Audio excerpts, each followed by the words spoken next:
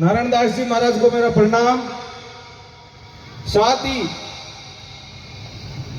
पिछले 20 सितंबर 2020 से लगातार मैं देखता आ रहा हूं, मेरे बड़े भाई और गौ माता के लिए गांव गांव डाणी डाणी पूरे राजस्थान के साथ साथ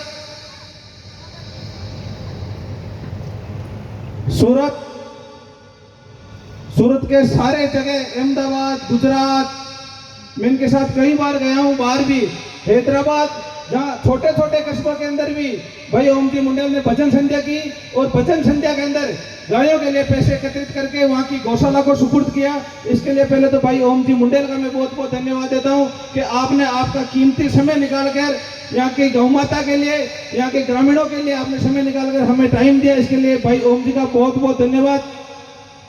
मंच पर उपस्थित किसान मोर्चे के प्रदेश अध्यक्ष और मेरे मार्गदर्शक और बड़े भाई हरिराम जी रणवा, जिन्होंने हमेशा हर संघर्ष की कड़ी में मेरा साथ देते हैं, इनके लिए मैं संपूर्ण ग्रामवासियों को कहता हूं कि एक बार जोरदार तालियों से भाई साहब का ग्राम पंचायत पी के अंदर जोरदार स्वागत।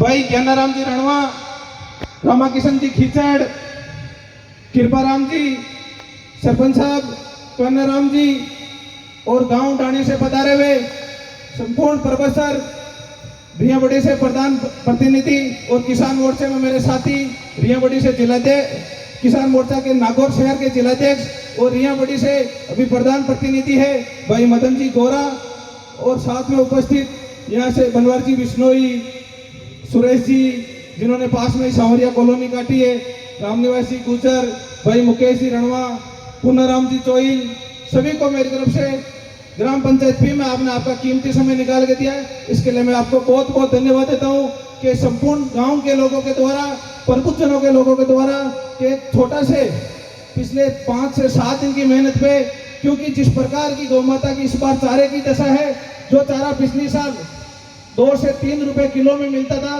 वो चारा इस बार सूखा चारा 14 से 15 रुपए किलो है।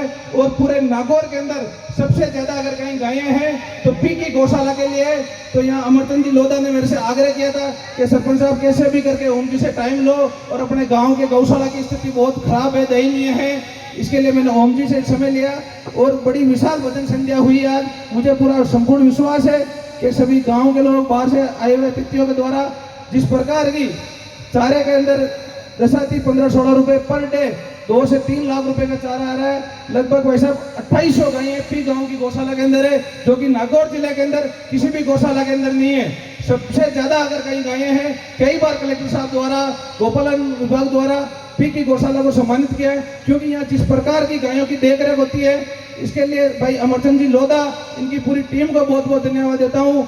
पूर्जित जांगू कि इन्होंने समय समय पर गायों की सारी देख रेख करते हैं, चारा की व्यवस्था करते हैं। जब गांव से कोई लोग आए नहीं आए, लेकिन हमेशा ये सुबह 5 बजे से लेकर रात को 11 बजे तक गायों की सेवा में हमेशा तत्पर रहते हैं। इसके लिए सभी ग्रामवासियों से भी आज मैं इस मौके पे हाथ जोड़ के निवेदन करता हूँ कि अपने गाँव की गौशाला है और गौ माता 36 कौम के लोग यहाँ विराजमान है। आप सबसे भी मेरा एक निवेदन है कि समय समय पे अपने को इस गौशाला की आगे देख रेख करनी है, क्योंकि जिस प्रकार की पी की गौशाला है, ऐसी गौशाला आप कहीं भी घूम के आगे देख लेना, पूरे नागौर जिले के अंदर कहीं भी नहीं है। क्योंकि आप सबके लोगों के सहयोग के द्वारा, आपकी पसीने की कमाई के द्वारा ये गौशाला बनी है, और आज जिस स्टेज पे खड़ी है इसमें आप सब लोगों का सहयोग बहुत जरूरी है।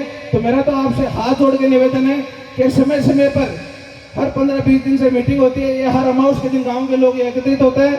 तो आप भी इस मीटिंग में हमेशा पधारो और गायों के लिए जितना हो सके अपने से श्रद्धानुसार, कोई जरूरी नहीं कि 11,000, 51,000, 1 लाख रुपया देव जरिए काम चले। अगर अपने पास 100 रुपये है और श्रद्धा से यहाँ अगर अमावस के दिन अपना के अगर वो दे रहे हैं गौ माता के लिए, तो भी वो आपका बहुत बड़ा सहयोग है, क्योंकि आप आपका समय निकाल के यहाँ गौशाला के अंदर आ रहे हो। इसके लिए संपूर्ण ग्रामवासियों को बहुत बहुत धन्यवाद। आज आप इतनी बड़ी संख्या के अंदर यहाँ पधारे हो और हमारा आयोजन बहुत सक्सेसफुल हुआ, सक्सेस है। और मुझे पूरी विश्वास है कि जब सुबह यह होगी, कम से कम सारे रिकॉर्ड यहाँ से टूटेंगे, धनराशि एकत्रित होगी और गौशाला के लिए चारे की। और पिछले 1-2 साल 3 साल में जिस प्रकार के यहाँ के गांव के लोगों का सहयोग रहा, ऐसा ही आगे भी सहयोग बना हुआ रहे। आप सब लोगों को बहुत बहुत धन्यवाद। भाई साहब, आपको भी बहुत बहुत धन्यवाद। आपने आपका कीमती समय निकालकर हमारे छोटे से गांव के अंदर पधारे, इसके लिए आपको बहुत बहुत धन्यवाद। राम राम साहब, जय हिंद, जय भारत।